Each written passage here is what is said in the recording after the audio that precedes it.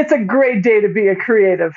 Hi, everyone. I'm Laurie Fagen, and that's the same way we started the very first episode of AZ Creates, a web series about the many creative people right here in Arizona, when we started the show back in September 2020.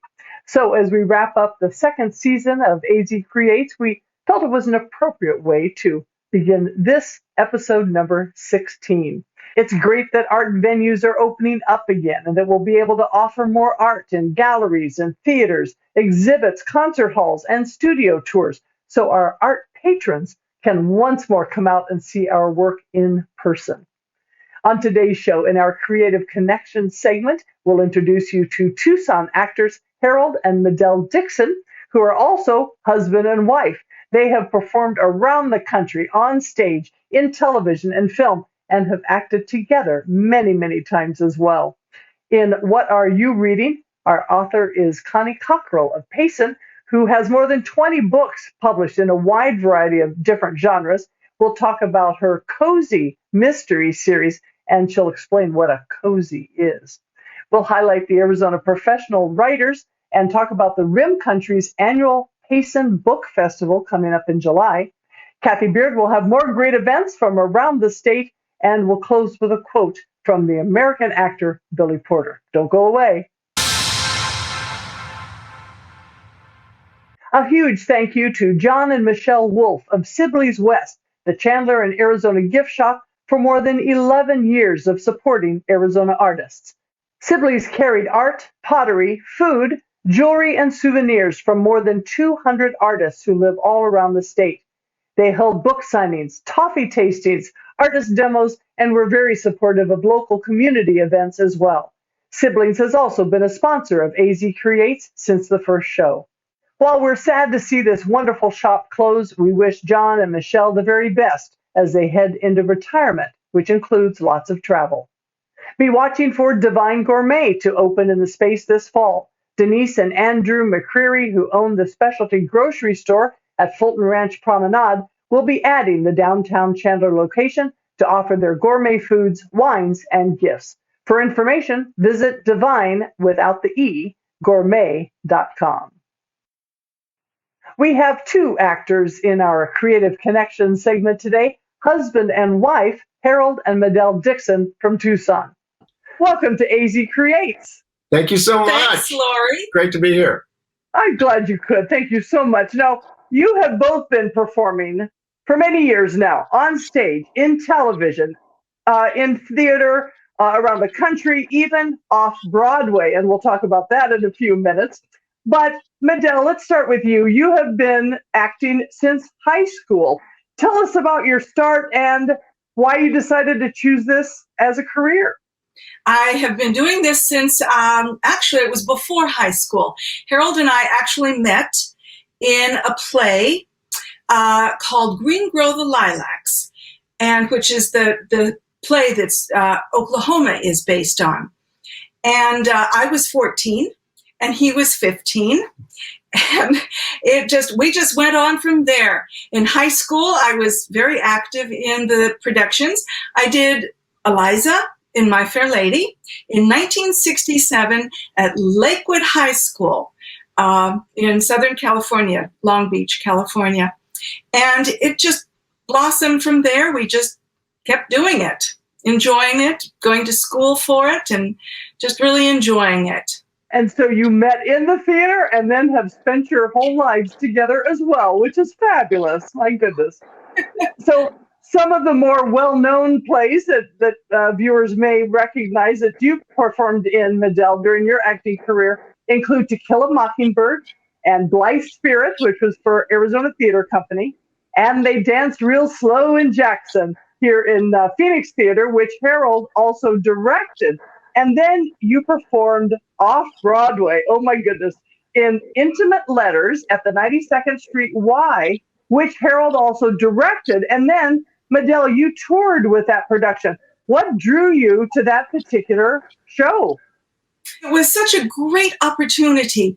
We performed with the Prajak Quartet from Prague, Czechoslovakia at that time. And they were just consummate musicians. And it was such an exciting thing to do.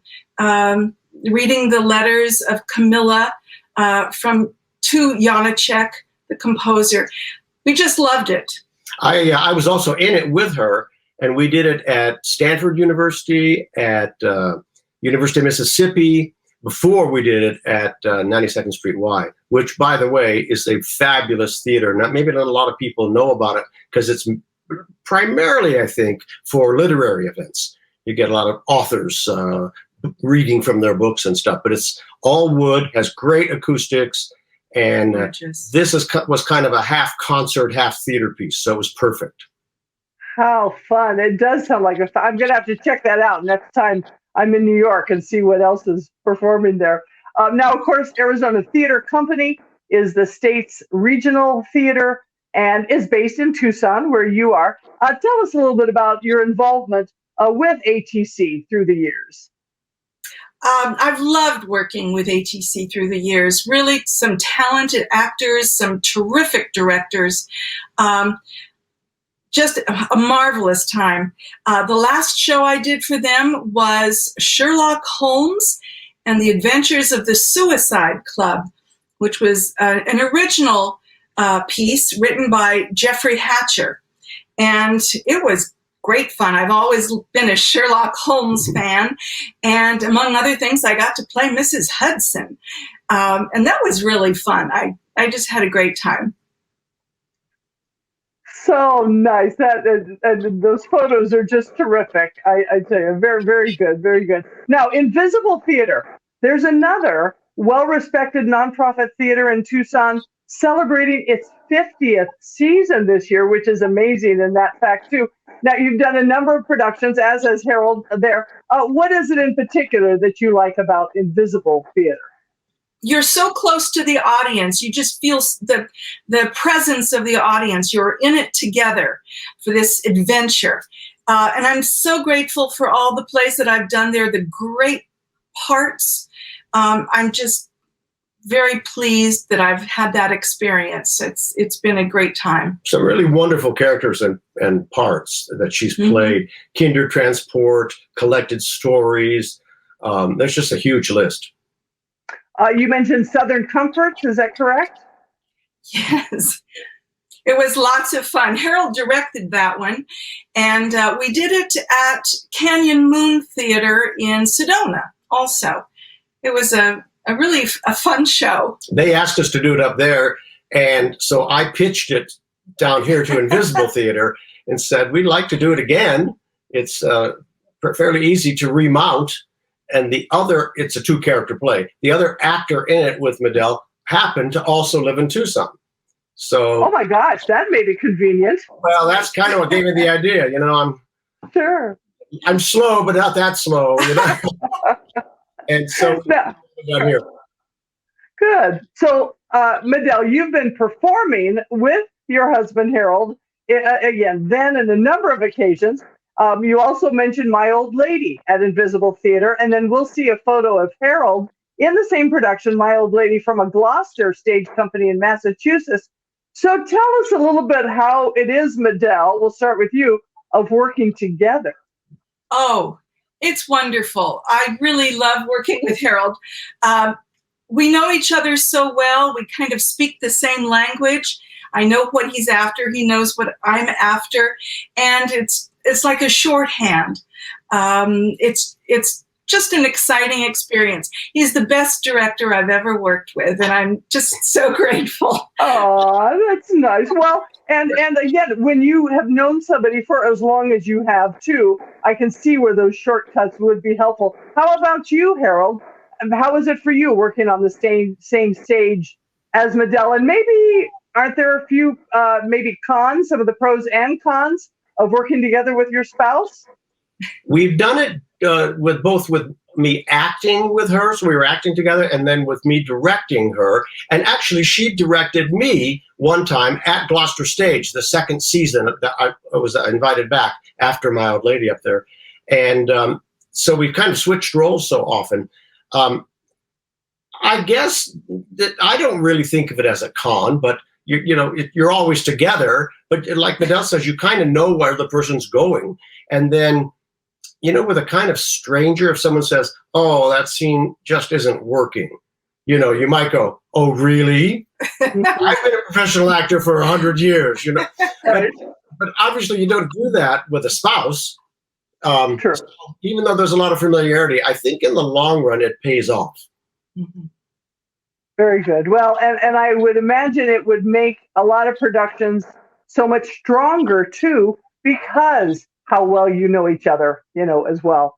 So Harold, in addition to performing at the Kennedy Center, at the Guthrie Theater, Actors Theater of Phoenix, and on many, many other theater stages, you've been in several films, television shows. You recently toured the country as Norman Granz in the first national tour of Ella. Tell us a little bit about the touring life. Wow, that was a great experience. And I tell you, I just felt like I fell into a tub of butter at just the right time. We have kids. They're grown now, of course. But we couldn't have done this when they were little. You can't, and I was teaching at the university. You can't just pick up and go on the road. But this was after I retired, so it was perfect. And Maedell would be working, like some of the shows she did for ATC was during this tour. So sometimes I would hop on the plane and we would work apart and then join up later. Couple of times I said, this is kind of fun. Why don't you come out here when your show closes? I was in Cincinnati, for example, and I'd never been there. I didn't know what to expect. I loved it. It was so much fun. And we were in this great neighborhood where the theater is and the art museum is right next door. So I called Maedell and said, this is really pretty cool. You need to come after, I think it was it Sherlock Holmes? It might have been Sherlock Holmes, yeah. Yes. It can, I suppose, if I were to be slightly cynical, it can get a little old because not all actor housing is as good as some of the actor housing. We have been in some fabulous apartments. We've been in a couple. It's like one that shall remain nameless. While I was doing the show on the last night of the run, a bat crawled under the door into the apartment. No. And the next morning, I had to deal with it. She dealt with it alone. And the next morning, we're checking out, and he was doing circle eights above us as we took our suitcases down to the taxi. So things happen. But oh my gosh! It was almost 7 years that I did this, and I just had the best time. And I've played a lot of huge parts. This was a supporting role, but there's still only two actors: me and Tina Fabric, who played Ella, and four musicians. So, I didn't realize you did it that long, too. Yeah. How terrific. Just great. That's great. Now, Harold, you have also done, again, so many different roles, but you have done a great deal of Shakespeare productions, which can be very challenging at best. What drew you to Shakespeare? Well, I did. My first Shakespeare was at my undergraduate college. I didn't do any in high school. Because I don't know, this is probably a controversial thing to say, but I don't know that in high school you kind of understand what you're saying. But as a freshman in college, I had a small part in Hamlet. And then I did The Merchant of Venice. And my senior year, they pre-cast me in the title role of Hamlet. So I just kind of took off. I just loved it. It's the best thing you'll ever be in, Shakespeare. And it's the hardest thing you'll ever do. I bet. You mentioned about a production in Tucson that you did. Was that Much Ado About Nothing, I believe, right? Tell us a little bit about that. I actually have done Much Ado About Nothing 3 times. Once for Shakespeare Sedona, when that was going years ago. Then with Arizona Theater Company in Phoenix and Tucson. And then for Rogue Theater here in Tucson. Did the same part all 3 times. And that's also the joy of Shakespeare acting. You can revisit parts, and there's always more depths to plumb. There's always more to figure out. Whereas, you do it differently each time, not necessarily the same? Yeah, because it's almost like you start from scratch. And you're looking at the text and you don't make any assumptions. If you're working with some hack writer, then it's like, well, there's not much depth there, so let's just do this. But with the Shakespeare, there's always depth. There's always new things to discover. And I wasn't bored for a second. I just loved it. Interesting. Okay, that's a great thing to know too. So, Harold, with your many decades of acting, anything in particular that stands out to you as you kind of reflect back on that time? Well, first of all, I'd say the literature, the parts. I've done some wonderful roles. My Old Lady, both in Tucson and at Gloucester Stage, directed by the artistic director. The author, Israel Horvitz, invited me to come up there, and then I stayed the next season as well. So that's wonderful. Also in the theater, you meet some wonderful people. Mm. So you meet people you probably wouldn't have met otherwise, who are interesting. Now they're very full of themselves, but but it's fun, and I don't regret any of that. So it's really been lovely. It sounds like it. It sounds like it. And you alluded to this earlier. You also taught at the School of Theater, Film, and Television at the University of Arizona. What did you like best about that role? Because it was a little bit different.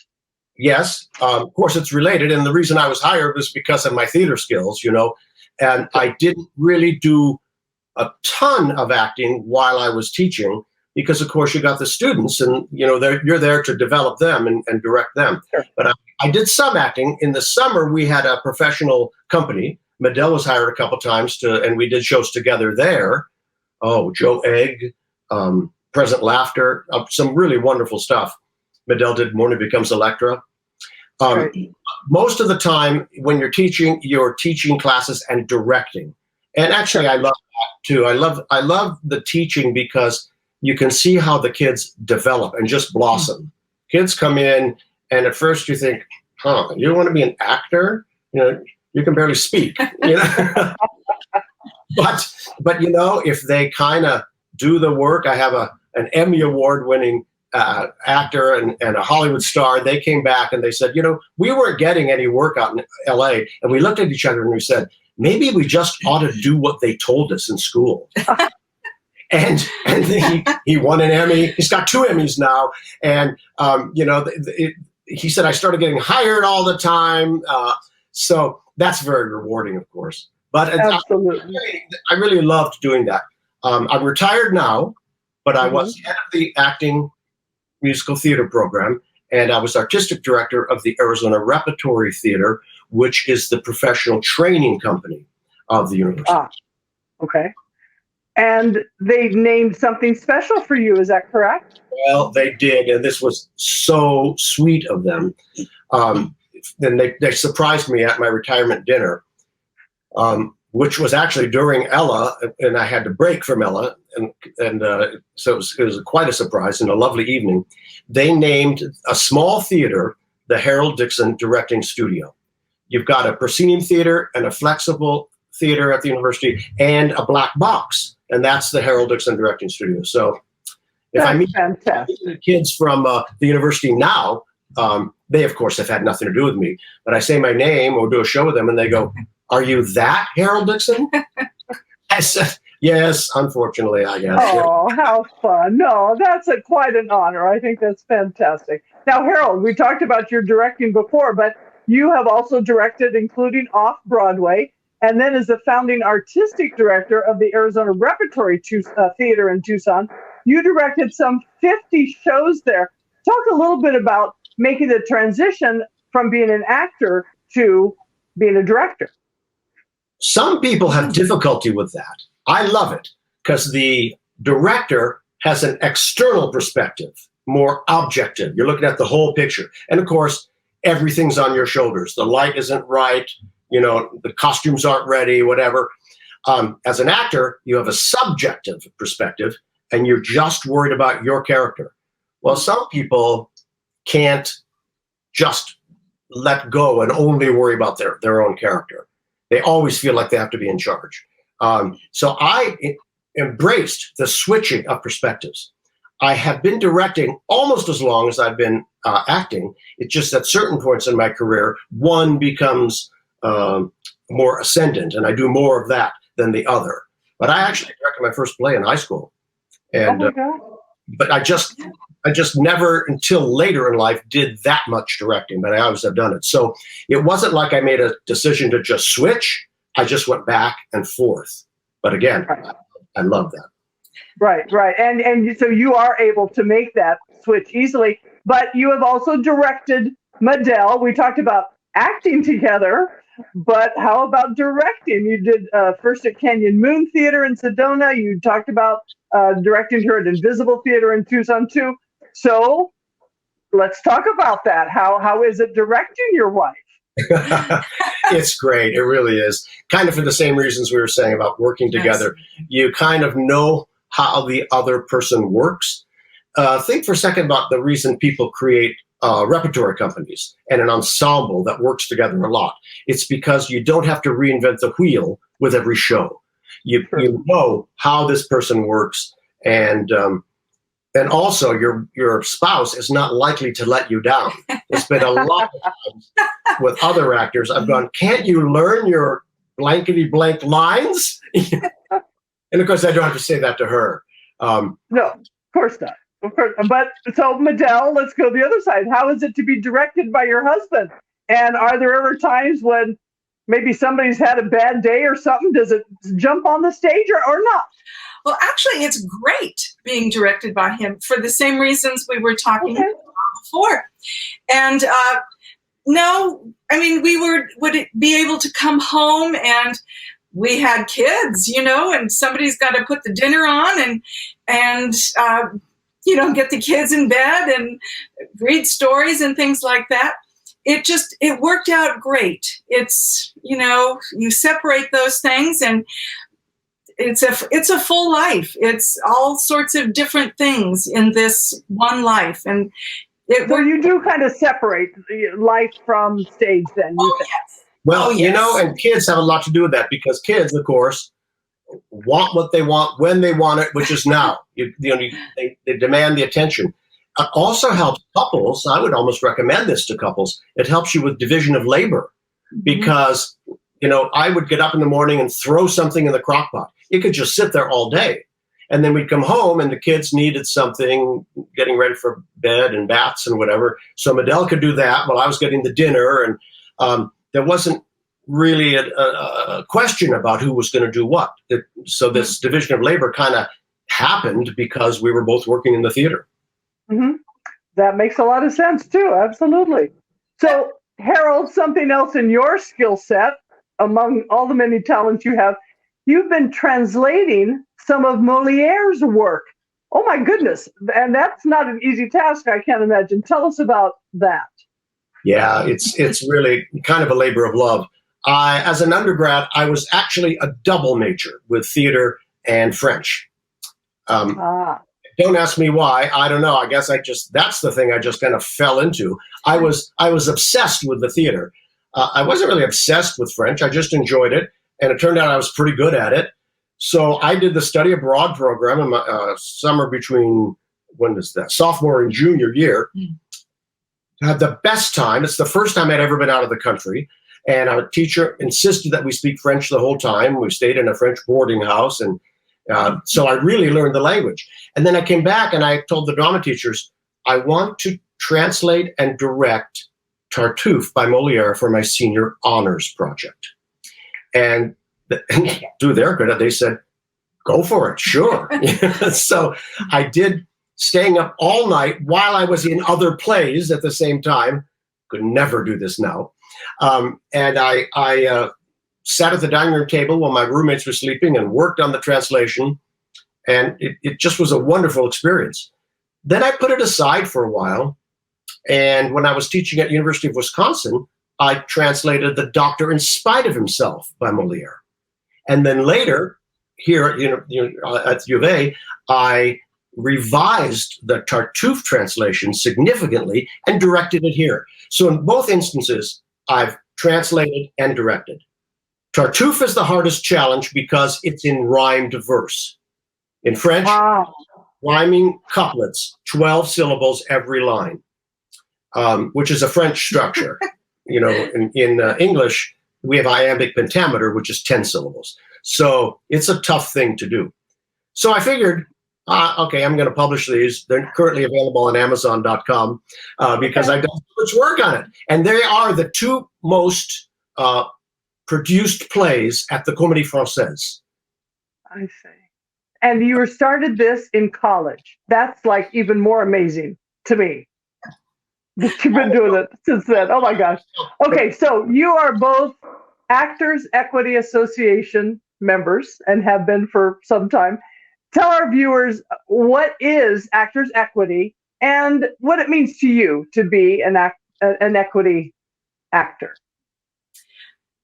Actors Equity Association is the professional stage actors union, and we've both been members of that since 1973. We both got our equity cards at the Guthrie in Minneapolis, which is a great theater town, and it's a wonderful union. It protects us, it works for us, and we're just delighted to be members.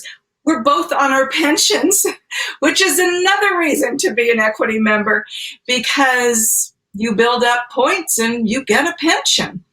So we love it. We do love it. And that is something that I think a lot of maybe young actors maybe don't think about. So it's just good to know that they're taking care of you. Yes. Exactly. Well. That's wonderful. Now, we're going to see a short video clip of Harold and Maedell performing a piece from the famous balcony scene in Romeo and Juliet. But first, Maedell, you need to kind of set this up a little bit. Tell us how this video came about. Wow. Well, we did this as a project for a fundraiser for a friend of Harold's in Phoenix. They asked for, you tell it. It's Brenda Foley from the Bridge Initiative in Tempe. It was quarantines, TEAMS, teams of people who are quarantining together so they could work together unmasked. And we pitched this idea to them, and she liked it. But we had initially done it. We got a call one day from David Ira Goldstein, who is the former artistic director of Arizona Theater Company. And he asked us to do the balcony scene from Romeo and Juliet as a little preview to the season that they were going to be performing that at ATC. He wanted us to do it for his Rotary Club to get some interest in Romeo and Juliet. And we said, oh, I don't think so. We're so old to do that. The balcony scene, we'd be Romeo and Juliet. And he says, you have to do this because at your age, who else would hire you to do Romeo and Juliet? So we thought about it for a while and realized he was correct. And we did it, and we had a marvelous time doing it. Oh, that is terrific. Okay, let's take a look at the video from Harold and Maedell doing Romeo and Juliet. See how she leans her hand upon her cheek. Oh, that I wore a glove upon that hand, that I might touch that cheek. I mean. She speaks. Oh, speak again, bright angel. Oh, Romeo, Romeo, wherefore art thou, Romeo? Deny thy father and refuse thy name. Or if thou wilt not, be but sworn my love, and I'll no longer be a Capulet. Shall I hear more, or shall I speak at this? 'Tis but thy name that is my enemy. What's Montague? It is nor hand, nor foot, nor arm, nor face, nor any other part belonging to a man. Oh, be some other name. What's in a name? That which we call a rose by any other name would smell as sweet. I know not how to tell thee who I am. My name, dear saint, is hateful to myself because it is an enemy to thee. Had I it written, I would tear the word. My ears have not yet drunk 100 words of that tongue's utterance, yet I know the sound. Art thou not Romeo and Montague? Neither, fair maid, if either thee dislike. And that was fantastic. So great to see professionals doing that production as well. no matter the age. Now, you talked about your adult children. You have a couple of grandchildren who I'm sure you haven't seen much of this past year. Tell us a little bit how you have been faring during the pandemic. We've been really very strict about going out and not going out. Yeah. The grocery store, but and that was about it. But we are fully vaccinated. We are so relieved. We're just delighted, and we're just thrilled to be able to do that again, to go out and to see friends, to hug people, and we're looking forward to seeing our grandchildren. Exactly. And so there was no work, not much work other than this one little project, not much work to be had, right? Nothing. It's really remarkable. The last time all the theaters closed like this was during Shakespeare's time with the plague. And, so people are saying, yeah, we're coming out of a plague, but the last time this happened, it was Shakespeare. Of course, while the theaters were closed, he wrote King Lear, so he did use his time well. Well, that wasn't so bad then, I guess. That's true. Now, your daughter Shannon works in television production in Los Angeles, and they have been able to get back to working a little bit. Tell us about some of the protocols and how they've been actually able to keep production going. Yeah, she's a producer on this new show called The United States of Al, created by Chuck Lorre, who did 2.5 Men and Young Sheldon and a bunch of other shows. She works at Warner Brothers, and they have a COVID compliance officer on every set. They have very strict rules about masks and sanitizing hands, and everybody works in their own little pod of influence. So, like, producers would be in the production office, and no one can go on stage or anywhere near the actors except the people on camera. And even the actors have their masks on until just before taping begins. That COVID officer is there to make sure that all the protocols are followed, that everybody is kept safe. If anyone were to get sick, they would close the production down for the quarantine period of like 10 or 14 days and then go back to work. I don't think that happened on our daughter's show. But she was that'd be a lot of money to lose. Yeah, she was tested like 4 times a week. Is that right? Yeah. Wow. Warner Brothers has more money than the little theaters that we work in. You know? That's true. That does make a difference. You're right. Oh my gosh, this has been great, Harold and Maedell. Thank you so much. You can see the entire 5-minute video of Harold and Maedell performing the balcony scene from Romeo and Juliet at haroldandmaedell.blogspot.com, and Maedell is spelled Maedell. And for Harold's translations of Moliere, you can go to tartuffe.biz. Thank you so much for being on AZ Creates today. Thank you, Laurie. Thanks, Laurie. It was great. Thank you so much. Our featured nonprofit arts organization and upcoming arts events are next. Stay with us. AZ Creates is sponsored by the Times Media Group, a digital and print media company that operates in the Phoenix and Tucson metro markets. It serves a wide variety of demographic audiences and communities with more than 1.1 million printed copies and millions of online readers each month. Publications include the Santan Sun News, Chandler Arizonan, Gilbert Sun News, Mesa Tribune, Scottsdale Progress, and many more. For details, visit Times Publications at timespublications.com. Timing is everything, right? The pandemic is finally easing just in time for a slower Arizona summer. Arts events are next, but first, AZ Creates highlights Arizona Professional Writers, an organization of diverse, experienced professionals in the communications field, both active and retired, those new to their careers, and students. Members include print and electronic journalists, writers, editors, journalism teachers, graphic artists, photographers, film producers, public relations specialists, and more. Some run their own businesses, others work for large and small companies, schools, government, and nonprofits. Formerly Arizona Press Women, APW is affiliated with the National Federation of Press Women, which holds an annual conference, quarterly newsletter, and more. For details about APW, visit ArizonaProfessionalWriters.org.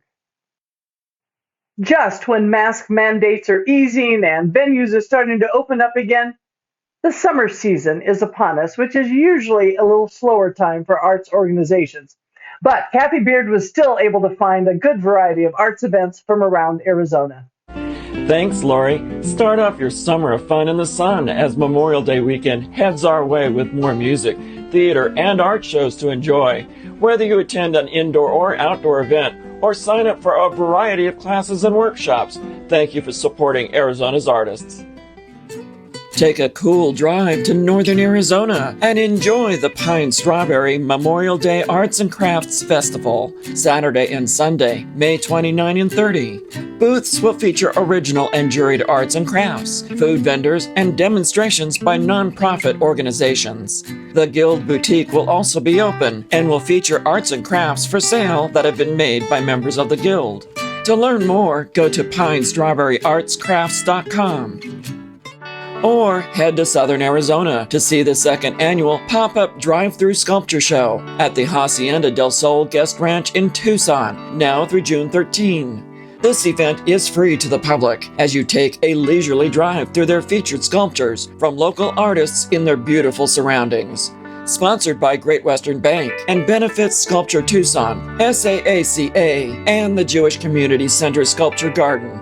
To learn more, go to haciendadelsol.com. Is punk music your thing? Then this music event happening this Memorial Day weekend is just for you.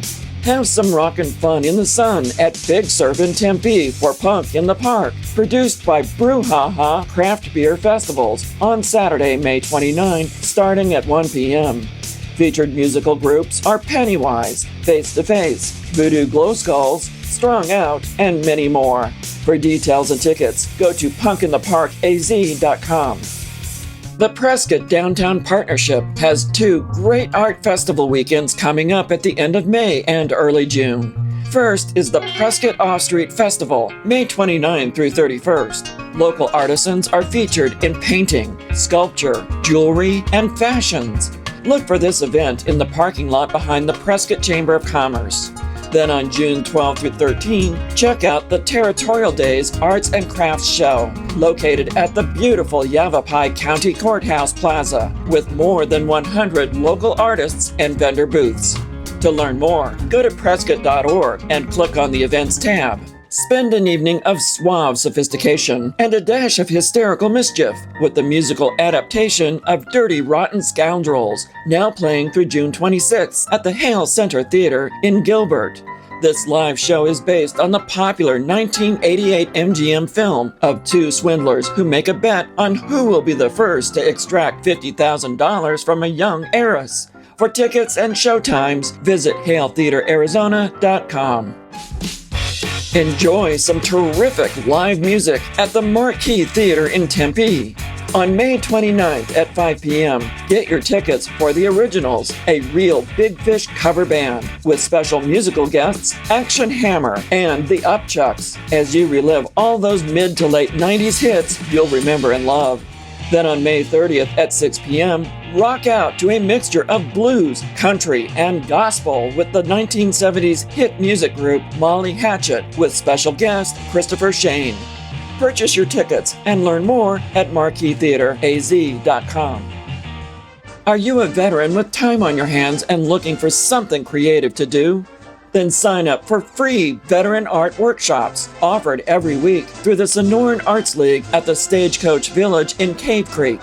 Every Thursday, morning and afternoon workshops can teach you everything from drawing to glasswork, with your supplies provided and refreshments served. Class size is limited to 12 veterans. Sign up is required to reserve a spot. For more details, go to sonoranartsleague.org. Do you have a creative child? Consider enrolling them in virtual art classes. The Vision Gallery in Chandler is currently hosting Vision Kids, free online classes through Zoom, now through June for kids ages 6 to 16. Sessions are daily at 10 a.m. or 1 p.m. Full or partial art kits are available, or use your own supplies. There is a limit of 35 per class, so sign up early. Or do you want your child to have a theatrical experience this summer? Then enroll them in Camp Kids through the Chandler Center for the Arts. From June 7 to July 9, kids ages 7 to 14 can participate in 1 or 3-week camps where they will develop a musical theater play from page to stage. Kids will be cast in roles of a selected play, receiving coaching in acting, dance, and vocal techniques, and rehearse. At the end of each session, a socially distanced performance is held for the families. Masks are required for all campers. To sign up for classes or the summer camp, go to chandlercenter.org. Now on display at the Phoenix Art Museum is Fearless Fashion, Rudy Gernreich. This exhibit features an acclaimed fashion designer who's best known for his innovative and body-positive creations, with more than 80 ensembles, along with original sketches, letters, personal papers, and photographs on how his work continues to influence current notions of gender, beauty, and identity. To learn about current and future gallery exhibitions and purchase tickets, go to phoenixart.org. Take life drawing to a sexier level with Booze and Brush Sip and Paint parties. Whether you are having a private party or wish to attend a unique evening with friends, tickets include a painting instructor, a sexy model posing as your muse, full liquor bar or BYOB, depending on the venue, paint and supplies, and you take home your own masterpiece. Must be 18 years or older to attend. 21 years if alcohol is served. You can also book this event for bachelorette, bachelor parties, birthday, divorce, and corporate parties. Pricing varies depending on location and number of attendees. To learn more, go to boozeandbrush.com. Got what it takes to be a hilarious comedian? JP's Comedy Club in Gilbert has partnered with owner and professional comedian Tony Visick and ComedySchools.com to teach comedy classes in the art of stand-up, sketch, and improv with writing labs, comedy workshops, and camps for kids. Visick students have appeared in commercials, episodic television, and late-night shows such as Jimmy Kimmel, Conan O'Brien, Craig Ferguson, and Last Comic Standing. When you have your routine ready, participate in JP's Comedy Club's open mic nights every Thursday at 9:30 p.m. To enroll, go to ComedySchools.com. To enjoy great comedy shows or participate in the open mic events, go to jpscomedyclub.com. Thanks again for supporting these talented artists, and remember our troops this Memorial Day weekend. Do you know of other events that we can share to our viewers on our social media pages at ArtOnlineAZ? Then send us an email at azcreates.artonlineaz@gmail.com. That way we'll all have something to look forward to. Have a creative summer.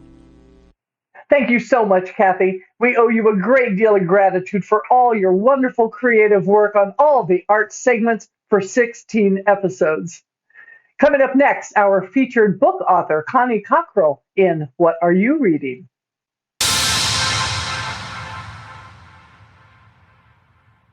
In What Are You Reading, we invited Connie Cockrell from Payson to talk about her writing career.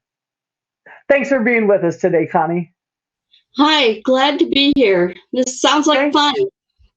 Thank you. It will be, absolutely. Now, we're mostly going to talk about your cozy mystery series, but girl, you have written some 20 books in many different genres, including sci-fi, fantasy, young adult, let me get this right, dystopian / post-apocalyptic, contemporary, and you have a Western. Oh my goodness. So tell us a little bit about your life before you became a novelist, and then what attracts you to so many different types of genres?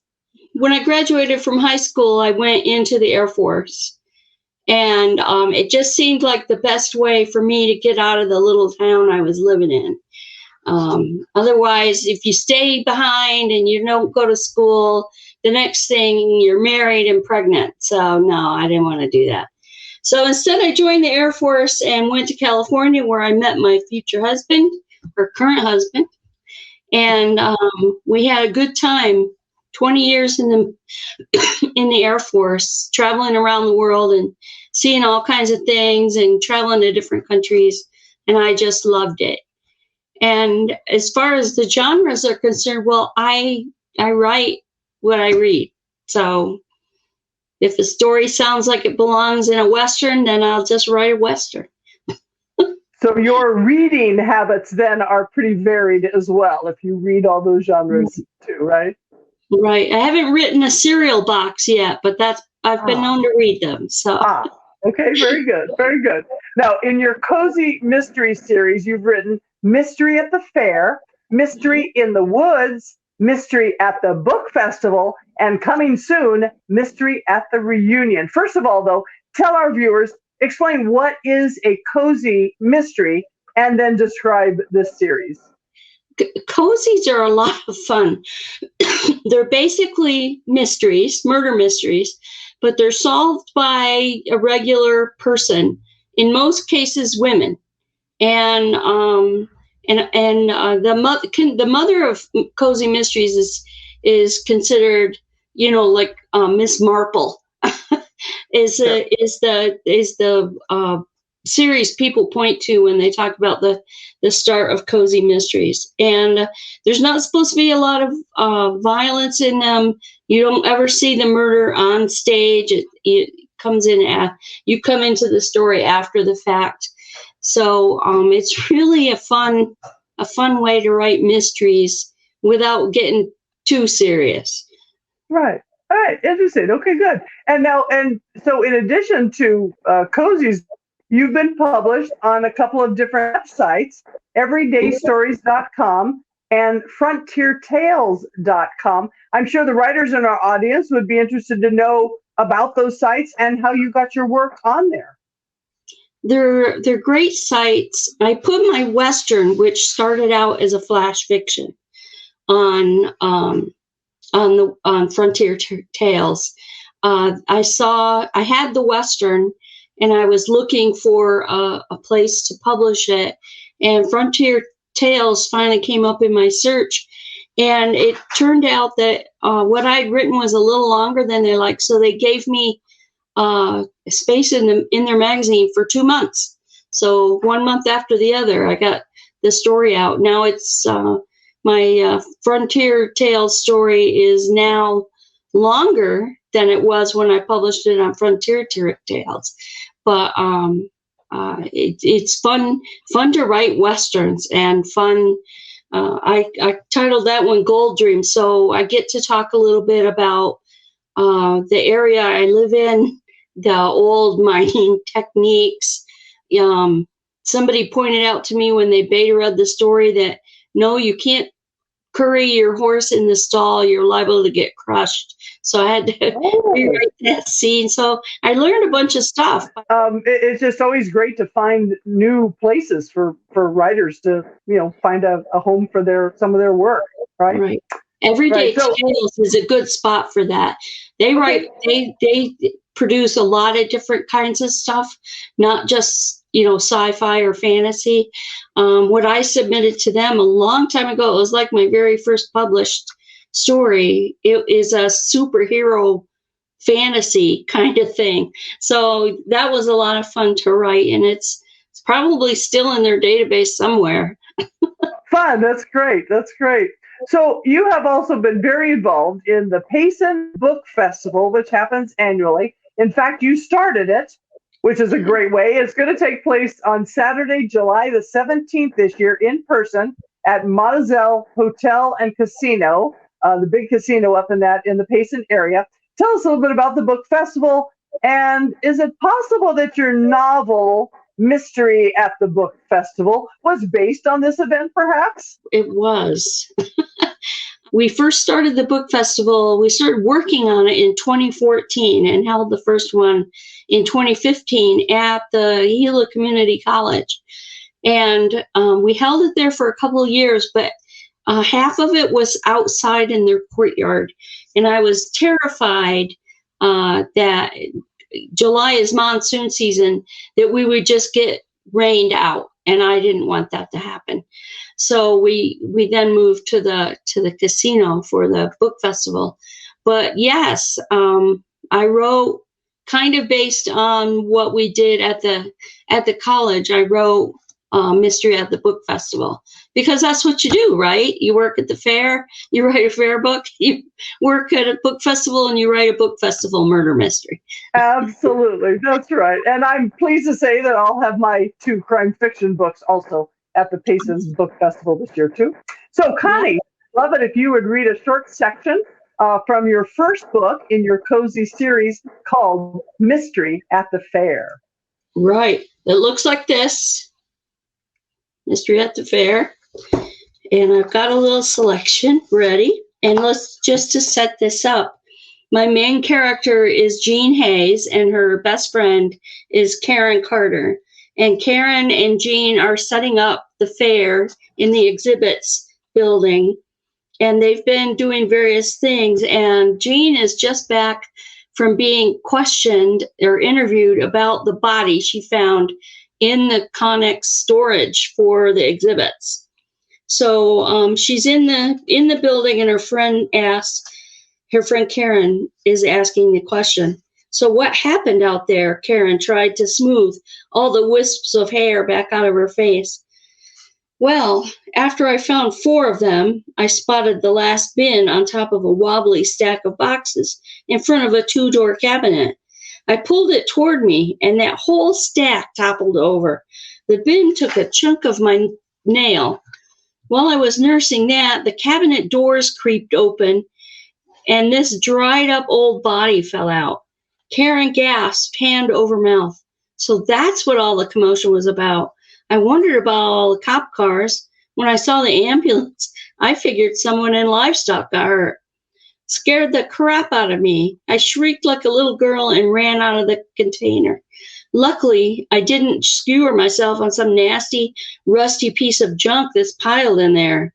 I'd have screamed too, Karen shook her head. Then what? I called 911. The first cop car showed up just a few minutes. Then it was a zoo. Ambulances, more police cruisers, then gawkers. I saw the photographer from the paper trying to get pictures from outside the crime scene tape. Jean got up and pulled another bottle of water out of the cooler. She sipped at it this time. I'm still dehydrated, and I'm supposed to get a tetanus shot too. Go to the emergency care place. Yeah, that's what the EMT told me. She looked around at the activity. But what about the bins? Oh, Jean snorted. They're being held as evidence. I asked the officer who took my statement how long they'd be held, and he said, she put on a drawl, I don't rightly know, ma'am. I expect the chief would have a better idea. Jean rolled her eyes. Good night. Do they teach them that drawl in cop school? Karen laughed. I don't know, but we need those ribbons. What'll you do if we can't get them back from the cops? When in danger or in doubt, run in circles, scream and shout. Karen stared. What? It was Jean's turn to laugh. An old Air Force quote we used to say when it was hitting the fan and we had to improvise. I guess we'll think of something. She stood up, drained the bottle of water, and dropped it in the trash bag she had next to the cooler. Tell you what, I'll go get my shot, and afterward I'll stop by the police station and see if I can't get an estimated time of release on the bins. Are you all okay here? Need me to get anything? Karen waved her off. Go, get your shot. We'll be fine here. I'll ask around and see if any of the other superintendents have ribbon ideas. Jean grinned. Thanks. You've got my cell number if you need anything while I'm gone. That's great. So it sounds like there's quite a bit of humor in that as well. And this is your protagonist happens to be a retired Air Force person. Is that correct? That's correct. As a matter of fact, I made her a project manager, the same as I was when I was in the Air Force. So that was a lot of fun. I know about project management, and it gives Jean a background in thinking linearly about what's going on and what it takes to move from one step to the other. So that kind of background really is really valuable for Jean. And as an author, a lot of cozies are set in bakeries, and since my main character is a more senior woman. She's in her 50s. I think of her in her 50s.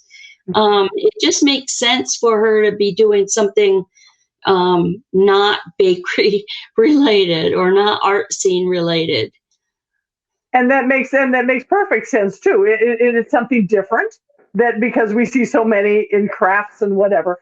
And like I say, write what you know too. So that's a very smart way to do that. So Connie, how have you been faring during the pandemic this past year? I was lazy. I was really lazy. The fourth book in the series I have been struggling with. When I first wrote it, it wasn't nearly long enough, and I added another plot line to it. It's still not nearly long enough. And I had been adding all sorts of things on and off for the last 3 years. And the book was a mess. I had to delete a bunch of chapters. I had to rearrange a bunch of things. I'm fairly certain there's some kind of continuity in there that I haven't recognized yet. But yeah, pretty soon it'll be ready for me to send to my editor. And I'm going to ask for some developmental help, which I don't usually need to do, but I really would like the book to be a little longer than it is right now. So hopefully I can have it ready for July, but it's hard to tell. Good. Well, and I don't think anybody with 20 books is going to be considered lazy, Connie, by any means. But I don't know, if you were like me, I just couldn't write about crime fiction and murder and death during the pandemic. It just wasn't happening. So, I just think it brought a level of anxiety on a lot of people and made it tough overall. When you are writing, however, Connie, is there a particular best time for you to write?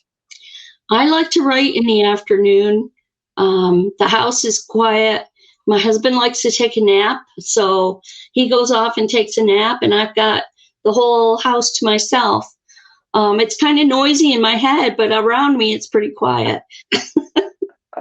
Oh, that's good. Well, you can learn more about Connie Cockrell and all of her books at her website at conniesrandomthoughts.com.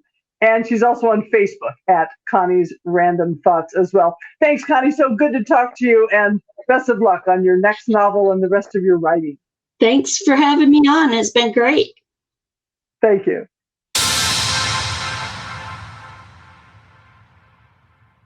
Well, this is the last episode of our second season, and it may be the final show of AZ Creates as well. Just a reminder, you can see all 16 episodes of AZ Creates on our YouTube channel, anytime, on demand, 24/7, whenever you need an art fix. The American actor Billy Porter, who won the 2013 Tony Award for Best Actor in a Musical for his role in Kinky Boots, says, "For me, life is about being positive and hopeful, choosing to be joyful, choosing to be encouraging, choosing to be empowering." Thank you so much for all of your support of AZ Creates over these past 9 months and 16 episodes. You can find information about all the creatives in the YouTube show notes right under the video. Subscribe to this channel and tap the bell to be notified of additional content. And please share this to your social media platforms, as well as in an email to your family and friends and artists and other art lovers. Please be sure to like our social media pages on Facebook and Instagram at Art Online AZ, where we also promote fine art and fine artists and promote a lot of arts events as well. Send us your arts information at azcreates.artonlineaz@gmail.com, and we'll post them on our social media pages. I've had such fun meeting and talking with all of our creatives this year, and it's been my special privilege to be able to work with our producer and co-host Cathy Beard, as well as editor and music composer Devin Hancock, who is also my son. A special thank you to our sponsors, Sibley's West, Times Publications, and Mary Contreras State Farm Insurance. So please continue to stay safe and healthy and make it a creative day.